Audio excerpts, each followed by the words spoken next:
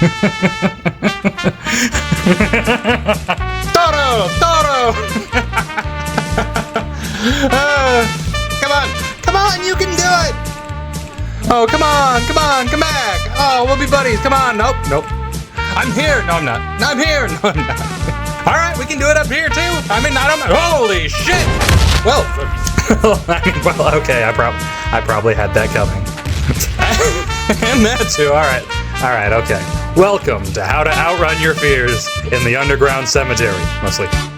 So this is going to be a video about the game's most infamous map, as well as speedrunning and player mentality and some of the problems the community's been having. All wrapped into one. It's going to be a good time, don't you worry about that. And today we're going to be speedrunning Tunnel Vision. Yes, the extraction quest. Yes, this has appeared in both of my previous videos, the new player's guide and the restart guide. I'm not obsessed, I can stop anytime I want. And we're going to be taking Scav Girl, the traditional setup with the mini rig and nothing else at all. We're going to be using the pipe spawn and exiting via the maintenance tunnel. Here's the map here. We're going to start in the far south and we're going to go all the way up to the far north. And I'm not going to waste too much of your time. Let's just get into our first example raid and explain what we're getting into and what we're doing here. Welcome, friends and scavengers, to the cemetery run. And we're pretty much just going in a straight line north. And let me just put the map up here in the bottom right. We're going to go through several doors. This is the very first one. It will always be closed. Unfortunately, we're going to lose 4.1 seconds here every time, and there's nothing we can do about it. Traveling on through, we're going to go down through the staircase down the left here into another door. This door is very fascinating. The door opens from the middle outward, so always be in the middle when you start here. This door may or may not be closed. And honestly, you're not gonna like make a record run unless it's already open. Sorry. Dancing our way across the rubble here, we're going to enter a second section of tunnels. Depending on whether or not an enemy squad is present, there are a couple of options available to us. Right now there's not, so we're gonna go straight on through, hopping over these pipes here. Then up a staircase, we are lucky enough to have a open door here. This door is open or closed depending on map generation, but its little friend hiding behind it is always closed. The selfish little bastard. Then it's just up the stairs and out. We're done, ladies and gentlemen, and 56 seconds. This is pretty much my median time. I've been calling it the 56-second curse. It was 56 seconds was my best for a while there. And some of you may be wondering, how is that easy? And the answer is, the underground cemetery is actually a pretty relaxing map. For the most part, there's not really anything running around. There's very few enemies. There can be a lot of enemies sometimes. Sometimes the game just spawns that way, but I feel like if you're thinking the underground cemetery is a really lethal map because of a certain friend everyone knows, then it's probably because you're mostly playing in multiplayer, which will attract all of the attention right away. And don't give me any kind of cope about how it's only Scav Girl with the tiny rig. No, it's not. Here I am with Bagman. And I don't know who's doing this. It may only be me. This may be the world record run of Bagman Tunnel Vision. But I mean, seriously, even there are enemies that spawn in here up in the secondary tunnel, but that doesn't matter. We make it through just all fine. The only difference is his hitbox means we can't take some of the exact same routes. But, and we're not doing it in 56 seconds, let me tell you that much. Which of course isn't to say there are no enemies or that we'll never die, and let me tell you, there's nothing quite so disheartening as having a perfect run where your luck and performance are on point, and then just something, man, it's in the way, and there's nothing you can do, and you just have to accept it. That brings you low. So, Scavs, being honest, like I love this entire game. Every part of it, but the underground cemetery has been kind of speaking to me lately. I don't know what it is. And so I decided to maybe do a little speed run. Or two. Or maybe more than two. I swear, it's not a problem. Like, listen, I started at like 40 water, and by the time I reach max water, I'm gonna stop doing speed runs, I swear. But because of that experience, I have picked up a thing or two. And that's what I'm here to share today. And to start off with, we're just gonna go over our unskippable time sinks, our doors, let's be real here. And since we're talking unskippables, we mean doors 1 and 4. I already brought up how door 1 costs us 4.1 seconds. Door 4 here will cost us 1.3. But very sneakily, notice it doesn't open from the middle like all the other doors. It only opens from the right. Bear that in mind, because it could lose you a fraction of a second. Moving on to the RNG-based time sinks that can ruin your runs, we have doors 2 and 3. They can either spawn opened or closed, but this is one of those situations where you just have to either be lucky or go home, because you're not going to be competitive if they're closed. And yeah, there is the other kind of RNG outside of the raid, but we're not going to talk about my previous traumas now. Our next problem is enemy spawns in this secondary corridor here. Sometimes you can make it around them by going down the left path here to just sort of salvage your run, but sometimes it backfires too.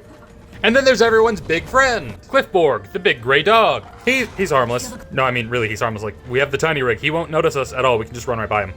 Again, and again, and again. And I'm about to spoil the grabber for you. Are you ready? I'm sorry if you're not ready for this, but he's not that scary. Young man, we need to have a serious discussion about your behavior. Listen, dude, it's just that you've been coming off too strong, too harsh. It's scaring people off. Like, the desperation's too much, man. It's driving people away. No one wants to come down here anymore. Hey, get back here! You little shit, get back here. Ugh, don't make me get the fucking paddle. The salient issues are, one, that he's a bit big, and that's difficult in a world full of corridors and invisible walls, and two, they programmed him to initially run away whenever he detects you, which I suspect was a concession to give the multiplayer kids a chance, but that means that he's basically a non-entity for our runs. Like, don't be afraid of the grabber. Don't even bother considering the grabber. I also recognize that what I just said can be a bit of a cognito hazard for a certain type of player out there, and I blame this image.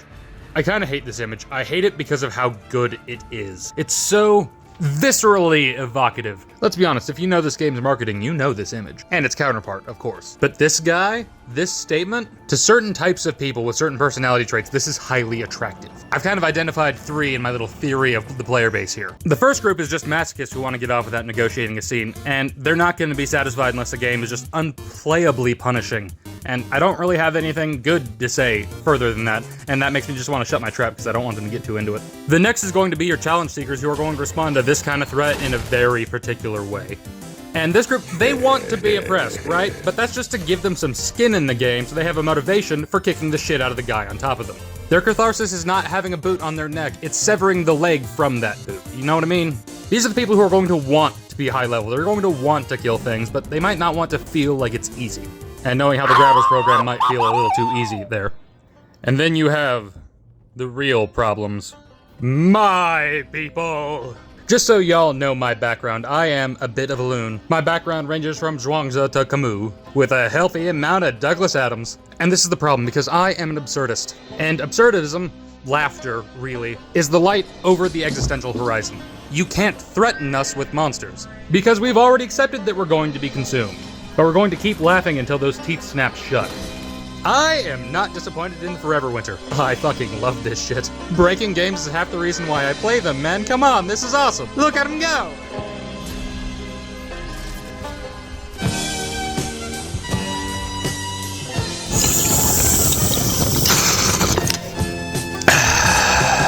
What were we talking about again? Oh shit, right, speedrunning. Anyways, skill checks. Starting off nice and easy, we have the bridge jump. The challenge here is really simple. You have to jump early enough to not climb over it. That'll cost you some time for sure. You can pretty easily get caught up on debris on landing. So practice jumping at the exact moment of landing to negate that. And ideally, we want to already be angled to go up this rubble here. Then we have the actual hard challenge, which is this pipe.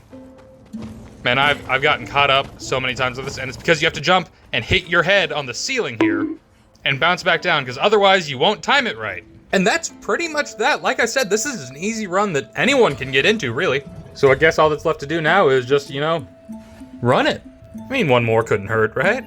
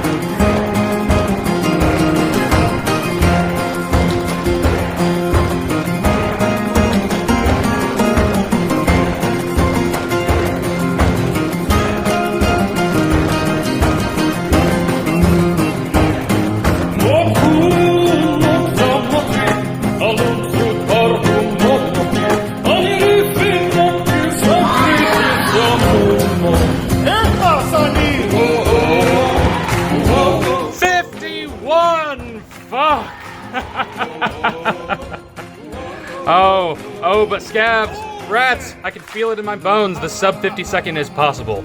And that's where I'm gonna leave you. This is my challenge. Beat me at this time challenge. Let's go, guys. I hope the bastards at home appreciate this.